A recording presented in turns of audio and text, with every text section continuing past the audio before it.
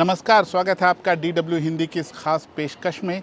अभी हम दुबई में हैं, जहां पर संयुक्त राष्ट्र का जलवायु सम्मेलन चल रहा है। इस बार के जलवायु सम्मेलन में सबसे बड़ा मुद्दा है जीवाश्म ईंधनों का, यानी वो ईंधन जो ज़मीन से निकाले जाते हैं, जिसमें कच्चा तेल है, कोयला है और प्राकृतिक गैसें हैं। कैसे इन जीवाश्म ईंधनों के इस्तेमाल को हम चरणबद्ध तरीके से कम करते जाएं और बंद कर दें। तो ये बड़ा मुद्दा यहाँ इस बार जलवायु सम्मेलन में है।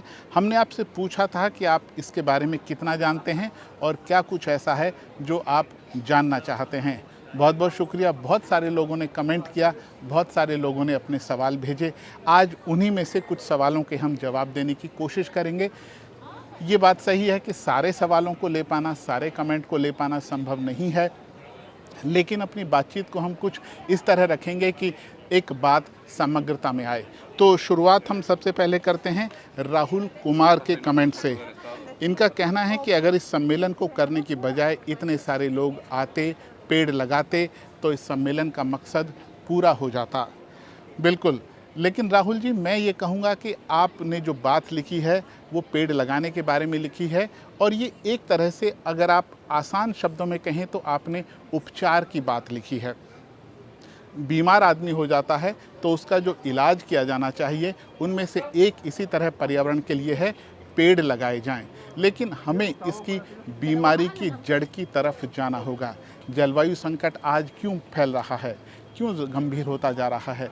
क्योंकि इस दुनिया में कार्बन डाइऑक्साइड और दूसरी ग्रीन हाउस गैसों की अधिकता बढ़ती जा रही है, और जिसकी वजह इंसानी गतिविधियां हैं। जिस तरह हम जीवाश्म ईंधनों को जला रहे हैं, कोयला को, पेट्रोल को, डीजल को, उसकी वजह से ये संकट आज हमारे सामने आकर खड़ा हुआ है। तो इस सम्मेलन में इसी बारे में चर्चा होती है कि इन जीवाश्म ईंधनों को छोड़कर कैसे हम ग्रीन एनर्जी की तरफ जाएं। और पेड़ लगाने की बात अच्छी है, पेड़ लगाए जाने चाहिए, सामुदायिक स्तर पर ये प्रयास ज़रूर होना चाहिए। लेकिन जब बात नीतिगत फैसलों की आती है, कानून बनाने की आती है कि इस बारे में नीति क्या होगी, और नीति किसी एक देश की नहीं, पूरी दुनिया के देशों की क्या नीति होगी, तब उन्हें मिलकर बैठकर बात करनी होगी। और यही इस तरह के सम्मेलनों का मकसद है। इस धरती को बचाने का काम किसी एक देश का नहीं है, पूरी दुनिया के लोगों का है। लेकिन सबकी ज़रूरतें अलग अलग हैं, सबके साथ बात करनी होगी, सबको सहमत करना होगा, और इसीलिए इस तरह के जलवायु सम्मेलन में सब आते हैं, अपनी बात कहते हैं और मिलकर आगे बढ़ने का एक रास्ता निकालते हैं। बेशक मतभेद भी होंगे, लेकिन उन मतभेदों को सुलझाने के लिए आपको साथ बैठना होगा और उन पर बात करनी होगी, तब आगे का रास्ता निकलता है। इसी संदर्भ में हमें कमेंट मिला लक्ष्मण रावत जी का, जो कह रहे हैं कि जो लोग नेचर को बर्बाद कर रहे हैं वही लोग समिट कर रहे हैं। ये बात आपकी ठीक है कि इस सम्मेलन में बहुत सारे देश ऐसे हैं, और ख़ासकर पश्चिमी देश, औद्योगिक देश, अमीर देश, जिनके ऊपर ऐतिहासिक रूप से जिम्मेदारी आती है इस जलवायु संकट की, क्योंकि उन्होंने 150-200 साल खूब जीवाश्म ईंधनों का इस्तेमाल किया, अपनी अर्थव्यवस्थाओं को बढ़ाया, औद्योगिकीकरण को बढ़ाया, लेकिन उसकी वजह से हमारे पर्यावरण में लगातार CO2 और दूसरी ग्रीन हाउस गैसें जमा होती गईं, और अब उनको कैसे कम करना है ताकि हम इस पृथ्वी के भविष्य को सुरक्षित कर पाएँ, इसी की चर्चा करने के लिए हर साल दुनिया भर के प्रतिनिधि, जिसमें सामाजिक क्षेत्र के प्रतिनिधि होते हैं, जिसमें पर्यावरण क्षेत्र के प्रतिनिधि होते हैं, वैज्ञानिक होते हैं, सरकारों के प्रमुख होते हैं, और सब मिलजुल कर एक रास्ता बना के आगे चलने की कोशिश करते हैं सहमति के साथ। वो रास्ता मुश्किल हो सकता है, लेकिन उसके लिए बात करनी पड़ेगी। परवेज़ खान ने भी ऐसी बात कही, कह रहे हैं कि इस तरह की जो मीटिंग होती हैं सिर्फ फ़ोटो खिंचाने के लिए होती हैं। देखिए, जब लोग जहाँ मिलेंगे फ़ोटो ज़रूर खींचा जाएगा। ये आप दर्ज करते हैं और सब कुछ दर्ज होना चाहिए, और उसके लिए फ़ोटो भी खींचेगा। लेकिन ज़रूरी ये है कि इस तरह के सम्मेलनों में काम भी हो और आगे बढ़ने का एक रास्ता मिले। तो इस तरह की सम्मेलन ज़रूरी हैं, ताकि पूरी दुनिया जलवायु संकट के सामने एकजुटता से पेश आए और आगे बढ़े। तो आगे बढ़ते हैं हम भी, और विशाल शर्मा हमसे पूछ रहे हैं कि जब जीवाश्म ईंधनों का इस्तेमाल बंद हो जाएगा तो इससे तेल उत्पादक देशों पर क्या असर पड़ेगा। निश्चित रूप से तेल उत्पादक देशों की अर्थव्यवस्था, खासकर खाड़ी क्षेत्र में जहां पर अभी हम बैठे हुए हैं, यूएई में हम बैठे हुए हैं, और यूएई भी दुनिया के 10 सबसे बड़े तेल उत्पादक देशों में से एक है। और यही बड़ी वजह है, और एक विवाद की भी, कि जो यूएई है उसके जो सरकारी तेल कंपनी है उसके जो चीफ हैं वही जलवायु सम्मेलन के अध्यक्ष हैं, और उनके कुछ बयानों से ऐसा संदेश गया कि वो कच्चे तेल को यानी जीवाश्म ईंधनों को ख़त्म करने के हक में नहीं हैं। एक बयान उनके हवाले से चला कि जिसमें उनको ये कहते बताया गया कि उनको जलवायु विज्ञान में जो इसके पीछे क्लाइमेट चेंज जो हो रहा है उसके पीछे जो साइंस है उसमें यकीन नहीं है। एक बयान उन्होंने ऐसा ही दिया, और वो बयान था कि जो अक्षय ऊर्जा स्रोत हैं वो अकेला समाधान ना हो सकते हैं। तो काफ़ी लेकर उसको विवाद हुआ, और बहुत सारे लोगों ने उन्हें जलवायु सम्मेलन के अध्यक्ष पद से हटाने की भी मांग की, लेकिन वो मांग पूरी नहीं हो पाई। और इसीलिए, क्योंकि खाड़ी देश जो हैं, जितने भी तेल उत्पादक देश हैं, उनकी अर्थव्यवस्था का बड़ा आधार जीवाश्म ईंधन रहे हैं, कच्चा तेल रहा है, और अगर उसे बंद करना होगा तो उनकी अर्थव्यवस्था पर इसका जाहिर है असर पड़ेगा। लेकिन खाड़ी देशों या दुनिया के कोई भी देशों सब समझ रहे हैं कि हमारा जो भविष्य है वो ग्रीन एनर्जी से जुड़ा है। ग्रीन एनर्जी यानी ऐसे स्रोतों से मिलने वाली बिजली जिससे प्रदूषण भी ना हो और हमें ऊर्जा मिले, जैसे कि विंड एनर्जी है, हवा से बनने वाली एनर्जी है, सूरज से बनने वाली एनर्जी है। इस तरह के स्रोतों की तरफ जाना पड़ेगा हमें। विनोद शर्मा भी हमसे यही पूछना चाह रहे हैं कि तेल का इस्तेमाल जब बंद हो जाएगा तो विभिन्न देशों पर इसका क्या असर पड़ेगा। असर बिल्कुल पड़ेगा, क्योंकि ऊर्जा की ज़रूरत अभी भी बड़े पैमाने पर जीवाश्म ईंधनों से दुनिया की पूरी हो रही है।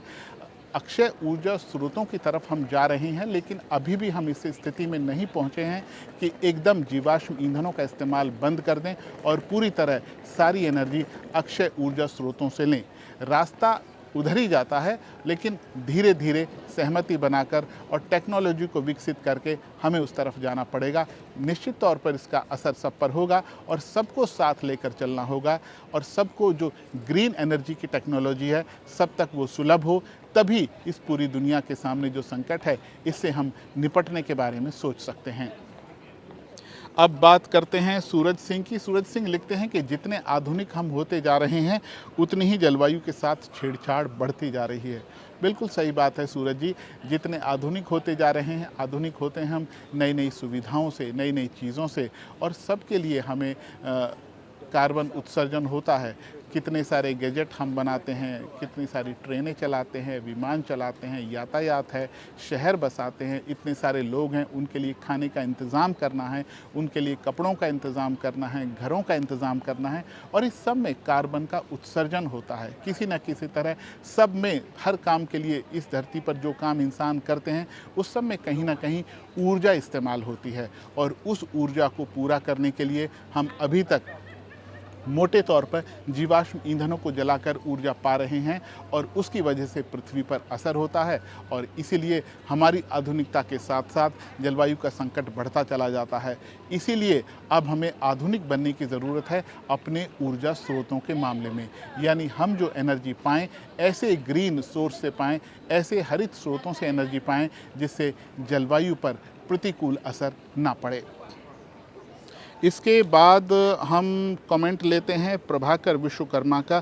यूएई की मेज़बानी को लेकर जो विवाद है उसके बारे में बताइए। उसके बारे में बताने की अभी कोशिश की, हो सकता है प्रभाकर जी आपको आपका जवाब मिल गया हो, क्योंकि विवाद सबसे बड़ा यही था कि सरकारी तेल कंपनी के मुखिया को जलवायु संरक्षण के लिए जो सम्मेलन हो रहा है उसका अध्यक्ष पद दिया गया, और उसके बाद जिस तरह के उनके बयान आए, उनसे संदेश मिला कि वो तो इस संकट की जो मूल वजह है जीवाश्म ईंधन, उसकी पैरवी कर रहे हैं, तो उसे लेकर काफ़ी विवाद हुआ। और प्रशांत तिवारी भी ऐसा ही कह रहे हैं कि जो तेल बेचता है वो क्या सोचेगा पर्यावरण के बारे में। नहीं, ऐसा नहीं है, तेल ज़रूर बेचते हैं और अर्थव्यवस्था का बड़ा आधार तेल उनकी रहा है, लेकिन सोच सब रहे हैं। पता सबको है कि ग्रीन एनर्जी की तरफ जाना होगा और जलवायु संकट की वजह से जो दुनिया भर में तबाहियां हो रही हैं उससे निपटने के लिए अभी एक फ़ंड बनाया गया है, लॉस एंड डैमेज फंड, जो एक फ़ंड होगा जिससे उन देशों की मदद की जाएगी जो इन तबाहियों का शिकार हो रहे हैं। और उसमें दुबई ने $100 मिलियन का योगदान दिया है, यानी 10 करोड़ डॉलर दुबई ने दिए हैं। तो इसका ये मतलब नहीं है कि वो कुछ कदम नहीं उठा रहे हैं पर्यावरण संरक्षण के लिए। ये बात सही है कि उनकी अर्थव्यवस्था का आधार तेल रहा है, लेकिन समझते वो भी हैं इस संकट को, और इस संकट से निपटने में वो भी दुनिया के साथ हैं। रिंकू ने भी कुछ ऐसी बात लिखी थी, तो रिंकू हो सकता है कि आपको भी आपके सवाल का जवाब मिल गया हो। विवेक कुमार कहते हैं कि पर्यावरण को बचाने के लिए आम आदमी क्या कर सकता है? आम आदमी ही सब कुछ कर सकता है। अगर हम आम आदमी ही छोटे छोटे कदम ले, छोटे छोटे बदलाव करें अपनी ज़िंदगी में, उससे हम बड़े बदलाव का रास्ता तैयार कर सकते हैं। और दीपक ने बहुत ही सही तरीके से आपके सवाल का जवाब देने की कोशिश की है विवेक। वो कहते हैं कि जलवायु परिवर्तन को बचाने के लिए मेरे पास 7 तरीके हैं, और 7 तरीके बहुत ही कमाल हैं। मैं बताता हूँ और आप लोगों को मदद मिलेगी इस पूरे मुद्दे को समझने में और क्या आम आदमी कर सकता है। कहते हैं कि विमान और पेट्रोल से चलने वाले वाहन छोड़ दीजिए और ट्रेन या साइकिल से चलिए। बिल्कुल, आपको कहीं जाना है तो आप सोच सकते हैं ऐसा तरीका चुनिए अपनी यात्रा के लिए जिसमें कम से कम कार्बन का उत्सर्जन होता हो, जलवायु परिवर्तन कम से कम बढ़ता हो। यानी अगर आपको कहीं जाना है तो सोचिए विमान से जाने की बजाय अगर वहाँ ट्रेन से जा सकें तो बेहतर रहेगा, क्योंकि उसका कार्बन उत्सर्जन विमान के मुकाबले बहुत कम होता है। मान लीजिए कहीं आपको पास में जाना है तो सोचिए कार से जाने की बजाय या मोटरसाइकिल से जाने की बजाय आप साइकिल से जाएं, तो उससे भी आपके पर्यावरण का भला हो सकता है, आप उसके बारे में सोच सकते हैं। लेकिन यहाँ पर ये भी बात ज़रूरी है कि हमें शहरों में ऐसी व्यवस्था करनी होगी कि लोगों के लिए साइकिल लेन अलग से रहें। ऐसा ना हो कि हम साइकिल लेन बना ही ना और साइकिल चलाने के बारे में हम कहें कि लोग साइकिल चलाएं। अगर उनको सुरक्षा नहीं मिलेगी, साइकिल की लेन नहीं होंगी सड़कों पर, तो कैसे लोग साइकिल चला पाएंगे? दूसरा सुझाव है इनका, मांस नहीं फल और सब्जियां खाएं। ये बिल्कुल बात सही है कि मांस का जो उत्पादन होता है उसमें कहीं ज़्यादा कार्बन उत्सर्जन होता है फल और सब्जियां उगाने के मामले में। हम ये नहीं कह रहे हैं कि आप बिल्कुल बंद कर दीजिए, लेकिन बदलाव कर सकते हैं, ज़रा कम तो कर सकते हैं, इतना तो करने के बारे में सोचिए। और अगर बंद भी कर सकते हैं तो बहुत अच्छा है, लेकिन आदतें धीरे धीरे बदलती हैं। अभी अगर आप हफ्ते में 4 दिन खा रहे हैं तो सोचिए 2 ही दिन खाएं। अगर आप हफ्ते में 1 दिन खाते हैं तो बदलाव करके देखिए कि अब 2 हफ्ते में 1 बार खाएंगे मीट, तो शायद हम इसका जो खपत है वो कम कर पाएंगे और कार्बन उत्सर्जन को घटा पाएंगे। इनका अगला सुझाव है कि हरित ऊर्जा और अक्षय ऊर्जा को इस्तेमाल करें। बिल्कुल, हर आदमी को अपनी जो बिजली है सोचना चाहिए कि ऐसे स्रोतों से क्या हम ले सकते हैं जिनसे कम से कम कार्बन उत्सर्जन हो। या आप देखिए कि बड़ा सोलर सिस्टम लगाने की कई बार हो सकता है कि सबके पास गुंजाइश ना हो, लेकिन आप ऐसा ज़रूर कर सकते हैं कि अपने घर में अगर 4 बल्ब जलते हैं तो उसमें से 1 बल्ब सौर ऊर्जा से जलाने के बारे में सोचें। तो ऐसा आप भी कर सकते हैं अपने घर में, तो हरित ऊर्जा को अपना सकते हैं। अगला कहते हैं कि लाइट और हीटिंग कम जलाएं। बिल्कुल, जब लाइट की ज़रूरत ना हो उतनी लाइट आप बर्बाद ना करें। मान लीजिए कई लोग होते हैं घर में, उनके घर में अगर 4 कमरे हैं और वो एक कमरे में बैठे हुए हों तो कई लोगों के चारों कमरे जगमग रहते हैं। ऐसा ना करें, जहाँ बैठे हों सिर्फ वहीं लाइट जलाएं और बिजली बचाने के बारे में सोचिए, क्योंकि बिजली बचाकर आप इस पर्यावरण को, इस धरती को बचाने में मदद कर रहे हैं। और अगला सुझाव है इनका, खाना बर्बाद ना करें। खाना बर्बाद करेंगे तो उससे भी नुकसान है पर्यावरण का, क्योंकि आपका खाना उगाने के लिए खेती में जो इस्तेमाल होती हैं चीज़ें, उनमें भी कार्बन उत्सर्जन होता है। कृषि क्षेत्र का बड़ा योगदान है कार्बन उत्सर्जन में, लेकिन अगर हम वहाँ से पैदा अनाज को बर्बाद करेंगे, फेंकेंगे, तो हम अपनी पृथ्वी पर बोझ बढ़ाएंगे।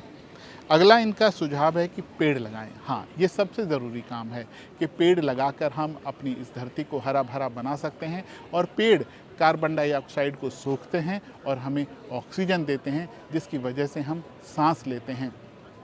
और इसके अलावा पेड़ों पर बहुत सारे जीव जंतु रहते हैं, उनका इकोसिस्टम में बहुत अहम योगदान है। वो हमें ऑक्सीजन भी देते हैं और इस धरती की हरियाली को भी बढ़ाते हैं। तो जागृति मयूरा ने हमसे पूछा था कि वो अपने गांव के लोगों को जलवायु परिवर्तन के खतरों के बारे में बताना चाहती हैं और चाहती हैं कि कुछ ऐसे टिप्स जो उनकी मदद कर सकें, तो वो पूछ रही हैं कि कैसे करूं। तो जागृति, अभी हमने विस्तार में बताने की कोशिश की है। ये सब बातें, ये सब टिप्स आप अपने गांव वालों के साथ शेयर कर सकती हैं, उन्हें बता सकती हैं कि जलवायु संकट की वजह से क्या क्या समस्याएं आ रही हैं, क्योंकि इस धरती का तापमान लगातार बढ़ता जा रहा है और इसकी वजह है कि हमारे पर्यावरण में बहुत सारी अत्यधिक ग्रीन हाउस गैस जमा हो गई हैं जो धरती के तापमान को बढ़ा रही हैं। इससे ग्लेशियरों की बर्फ़ पिघल रही है, समंदर का जल स्तर बढ़ रहा है और कई इलाके डूबने के खतरा झेल रहे हैं। और जलवायु परिवर्तन की वजह से कई इलाकों में सूखा पड़ रहा है, बाढ़ आ रही है, तूफान आ रहे हैं। तो एक समस्या है, लेकिन उसकी वजह से अलग अलग जो दुनिया के हिस्से हैं उनमें आपको अलग अलग असर देखने को मिल रहा है। और इसका एक जो समाधान हमारे सामने है वो यही है कि हम कम से कम कार्बन उत्सर्जन करें और इस पृथ्वी को बचाने में अपना योगदान दें। इसके आगे उमेश गुप्ता पूछते हैं, और कई सारे लोगों ने और भी इस बात का जिक्र किया है कि आपका ऑफिस और आपकी फैमिली एसी इस्तेमाल करती है। देखिए, जहाँ तक मैं अपनी बात कहूँ, क्योंकि अभी हम लोग जर्मनी से काम करते हैं तो जर्मनी के घरों में एसी तो नहीं इस्तेमाल होते, दफ्तर में भी एसी इस्तेमाल नहीं होता, लेकिन हाँ, वहाँ हीटिंग इस्तेमाल होती है और उसमें भी एनर्जी लगती है। तो किसी भी चीज़ का एकदम से इस्तेमाल बंद हम नहीं कर देंगे। हमें कुछ समस्या होगी तो आदमी उसका समाधान अपने स्तर पर ढूंढता है। बहुत ज़्यादा गर्मी होगी तो आपको एसी की ज़रूरत महसूस होगी और आप एसी चलाएंगे, लेकिन उसका आप किफ़ायत से इस्तेमाल करें। और साथ ही हमें ये भी कोशिश करनी चाहिए कि एसी चलाने के लिए जो आपकी बिजली आ रही है वो कहाँ से मिल रही है। क्या वो कोयले से बन रही है, क्या वो जीवाश्म ईंधनों से मिल रही है। वो ज़रूरी है कि आप कोशिश करिए कि आपको ग्रीन एनर्जी मिले, ग्रीन तरीक़ों से आपको बिजली मिले। और एसी की बात लगातार होती है, जितना कम चलाएंगे इस बात में कोई शक नहीं है कि जितना एसी कम चलाया जाएगा उतना ही ज़्यादा पर्यावरण के लिए बेहतरी होगी, हम पर्यावरण का भला कर पाएंगे। लेकिन अगर आपको सब लोगों को मनाना भी है कि एसी का इस्तेमाल बंद कर दें, तो उन्हें हमें विकल्प देना पड़ेगा। उनके लिए हमें कहना पड़ेगा कि हाँ, आप इसको ना चलाएं, और उनको रज़ामंद करना होगा, राज़ी करना होगा, क्योंकि ज़बरदस्ती से तो कोई एसी बंद करने से रहा। उनको बताना होगा कि इसके ख़तरे क्या हैं। इससे निपटने के लिए हमें जागरूकता पैदा करनी होगी और लोगों से बात करनी होगी, उन्हें कन्विंस करना होगा। तरीका मुश्किल है, लेकिन हाँ, हमें इसी तरह आगे बढ़ना पड़ेगा। इसके बाद हम बात करते हैं सुनीता चौबे की। सुनीता चौबे कहती हैं कि भारत में प्लास्टिक बैन है लेकिन फिर भी चल रही है, और अब सिर्फ बात करने की या सोचने की बारी नहीं है, अब पर्यावरण के लिए सख्ती से कदम उठाने की बारी आ गई है। सुनीता जी, आपकी बात बिल्कुल सही है। पर्यावरण आज हमारा जिस हालत में पहुंच गया है, वहां हमें बिल्कुल सख्ती से कदम उठाने की ज़रूरत है। और जहां तक आपने प्लास्टिक के बैन की बात की, तो हाँ, भारत में प्लास्टिक बैन है, फिर भी आप देखते हैं कि गली में, सड़कों पे, जगह जगह लोग प्लास्टिक इस्तेमाल कर रहे हैं और कचरे में फेंक रहे हैं। शायद इसकी एक वजह ये भी है कि सिर्फ बैन लगा देने से कुछ नहीं होता, उस पर अमल कितना हो रहा है ये भी हमें सुनिश्चित करना होगा। और साथ साथ ये भी सुनिश्चित करना होगा कि प्लास्टिक के बैग की बजाय हम उनको क्या विकल्प दे रहे हैं। जब तक हमें विकल्प नहीं होगा, लोग उसको नहीं छोड़ेंगे प्लास्टिक के इस्तेमाल को। लेकिन अगर हम सोचें कि हाँ, हमें इस पर्यावरण को बचाना है और हम अपनी जिम्मेदारी समझें कि घर से जब भी आप शॉपिंग के लिए जा रहे हैं, कोई थैला लेकर जाएं जिसकी वजह से आपको प्लास्टिक के थैले में सामान लाने की ज़रूरत ना पड़े, तो हमें खुद को बदलना होगा। जिस तरह अभी तक हम जीते आए हैं, उसी की वजह से हमारी धरती का ये हाल है, और अगर इसे हमें बदलना है तो हमें अपनी आदतों में बदलाव लाना होगा। प्लास्टिक का इस्तेमाल जितना हम कम करेंगे उतना अच्छा है, उतना बेहतर है इस धरती के लिए। हैप्पी लर्निंग्स इनका नाम है। सवाल पूछते हैं, नाम हो सकता है कुछ और हो, लेकिन अभी हमारे पास जो सवाल पहुंचा है, हैप्पी लर्निंग्स के नाम से ही पहुंचा है। कह रहे हैं कि एक दिन सम्मेलन होता है, दूसरे दिन सब लोग भूल जाते हैं, ऐसा क्यों होता है? सरकारें सभी योजनाएं और अपने जो काम है उनके केंद्र में जलवायु को क्यों नहीं रखती है? अच्छा, अभी इनका मुझे सवाल याद आया, तो मुझे लगता है कि दीपक ने जो सुझाव दिए थे उनमें एक सुझाव मैं गलती से स्किप कर गया। वो ये था कि हमें अपनी सरकारों पर दबाव बनाना चाहिए कि वो पर्यावरण के लिए, संरक्षण के लिए कदम उठाएं, उसके लिए काम करें। तो हैप्पी लर्निंग्स जी, आपके सवाल के जवाब में मैं यही कहूँगा कि अगर आप ज़्यादा से ज़्यादा जागरूक होंगे, सरकारों से मांग करेंगे कि वो पर्यावरण के लिए कदम उठाएं, जब आपके सामने वो आते हैं अपना घोषणा पत्र लेकर, तो आप देखें कि क्या उसमें पर्यावरण की बात है। जो भारत के शहरों में और लगातार अब तो गाँवों में भी प्रदूषण का स्तर लगातार बढ़ता जा रहा है, तो आपको पूछना होगा कि साहब ये प्रदूषण का स्तर बढ़ रहा है, इसको कंट्रोल करने के लिए आप क्या कर रहे हैं? अगर हम अपने राजनेताओं से मांग नहीं करेंगे तो वो कैसे हमें ये देंगे? तो आप अपनी प्राथमिकताओं में जब पर्यावरण को शामिल करेंगे, सरोकारों से जुड़ेंगे और जब इनकी मांग करेंगे, तो जाहिर है सरकारों को सोचना होगा।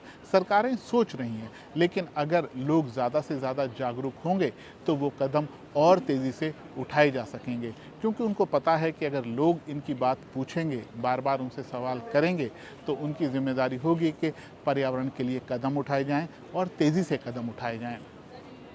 और अब अपनी बातचीत के हम आखिरी पड़ाव पर आ गए हैं। इनका नाम है धर्म। ये कहते हैं कि डेवलपमेंट से ज़्यादा एनवायरनमेंट ज़रूरी है, यानी विकास जो हम जिसको विकास समझते हैं उससे ज़्यादा ज़रूरी हमारा पर्यावरण है। बिल्कुल सही बात है, क्योंकि ये पर्यावरण रहेगा तो हम रहेंगे, और पर्यावरण ही ख़त्म हो जाएगा, इस धरती पर जीवन के लिए संकट हो जाएगा, तो इस विकास का हम क्या करेंगे, कहाँ इसको लेके जाएंगे? तो सस्टेनेबिलिटी एक बात है। सस्टेनेबिलिटी मतलब हम सारी चीज़ों को इस तरह इस्तेमाल करें कि हम उनको इस्तेमाल भी करते रहें और वो बनी भी रहें। और इस पर्यावरण में ये क्षमता है कि उन चीज़ों को जितनी इंसानों को ज़रूरत है या जितनी धरती के दूसरे जीवों को ज़रूरत है, उन सब की ज़रूरत पूरी करने के लिए हमारे पास संसाधन हैं। लेकिन गड़बड़ जब होती है जब इंसान लालच करने लगता है। दुनिया के सारे, धरती के सारे जितने भी जीव हैं इस पर्यावरण से, इस वातावरण से सिर्फ उतना लेते हैं जितने की उन्हें ज़रूरत होती है। शायद अकेला इंसान है जिसको अपनी ज़रूरत से ज़्यादा चाहिए, उसके स्वार्थ ज़्यादा हैं, उसके हित ज़्यादा हैं, और इन्हीं हितों के चक्कर में आज हमारी पृथ्वी इस हाल में है कि इसका तापमान लगातार बढ़ता जा रहा है और यहाँ जीवन के अस्तित्व को लेकर सवाल पैदा हो गए हैं। क्योंकि धरती के बहुत सारे, बात सिर्फ इंसानों की नहीं है, इंसानों की तो आबादी हम देख रहे हैं कि लगातार बढ़ती जा रही है, लेकिन दूसरी जो प्रजातियां हैं वो लगातार सिमटती जा रही हैं, घटती जा रही हैं, उनके बसेरे खत्म हो रहे हैं, उनके लिए खाने के स्रोत खत्म हो रहे हैं। तो इस धरती पर जीवन सिर्फ इंसान का जीवन नहीं है, सारी प्रजातियों का जीवन है, और ये धरती सिर्फ ना इंसानों की है। जिस तरह दूसरे जीव हैं उनके साथ हम इस पृथ्वी को साझा करते हैं। जितना उनका हक है, जितना हमारा हक है, ये कहना चाहिए कि उतना ही हक इस पृथ्वी पर उनका है। तो उनके लिए भी हमें चीज़ें आसान करनी हैं, उनके बसेरे बने रहें, इसके लिए भी हमें कोशिश करनी है, और इस पर्यावरण को बचाने के लिए हर व्यक्ति को अपनी तरफ से कदम उठाने होंगे। तो आज की बात को हम यहीं ख़त्म करते हैं इस संदेश के साथ, और आपकी प्रतिक्रियाओं के लिए बहुत बहुत शुक्रिया। अभी भी बहुत सारे सवाल आपके हो सकते हैं कि जिनके जवाब ना मिले हों, और लेकिन कमेंट ज़रूर करिएगा, हम कोशिश करेंगे कि वहाँ आपके सवालों के जवाब दिए जाएं। आपने ये बातचीत देखी और आपने कमेंट किए, बहुत बहुत शुक्रिया। अपना ध्यान रखें, आपसे होगी फिर मुलाकात। दुबई से अभी के लिए नमस्कार।